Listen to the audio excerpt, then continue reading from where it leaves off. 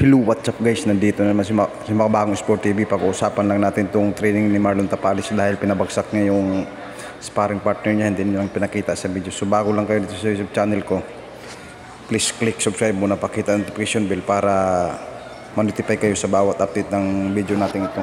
So bago natin umpisa ng topic na to, intro muna tayo para swabe yung kwentuhan natin dito sa Makabagong Sport TV. Dahil matindi talaga paghahanda ni Marlon Tapalis sa darating niya na laban. Isang buwan na lang maglalaban na si Naoya Inoue at saka si Marlon Tapalis sa darating na December 26. So wag na natin patagalin. Intro muna tayo. Let's go!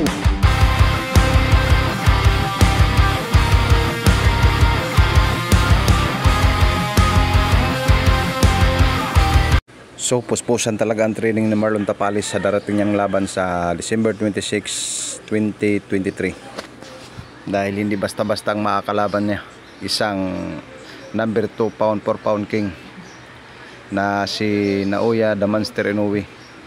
Kaya porsigido talaga si Marlon Tapalis na tatalunin niya si Naoya the Monster Inoue sa darating lang laban. Dahil alam na ni Marlon Tapalis ang kahinaan ni Naoya the Monster Inoue. Kaya focus talaga sa training ngayon si Marlon Tapalis. Matatandaan natin na lahat ng mga kalaban ni Naoya the Monster Inoue ay knockout ang inabot, hindi man lang umabot sa round 12.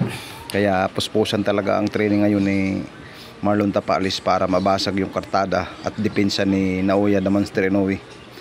Kaya porsigido talaga to si Marlon Tapalis na tatalunin niya sa darating na December 26, 2023 ang bakbakan nila ni Naoya the Monster Inoue.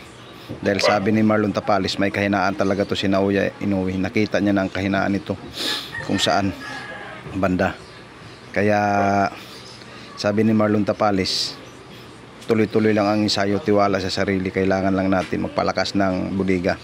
Kaya napakita sa isang video clip na isang sparring session na pinabagsak ni Marlon Tapalis ang isang sparring mate niya. Hindi lang pinakita sa video kung paano binalasa yung sparring mate niya. Nakita lang na nakaluhod na lang yung sparring partner niya dahil bumagsak ito sa pindi ng tama ng suntok ni Marlon Tapalis. Hindi lang natin alam kung saan anggulo tinamaan ito.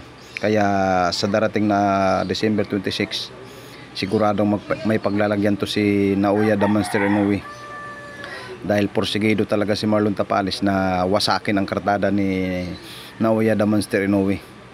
Dahil pag nangyari yun, si Marlon Tapalis na ang nagiging mapapasok na si Marlon Tapalis sa pound for pound ranking. So hanggang dito na lang yung topic natin ito. Huwag kalimutan mag-subscribe, hit notification bell para ma-notify kayo sa sunod na upload na video natin. Bye bye, hasta la vista, bebe.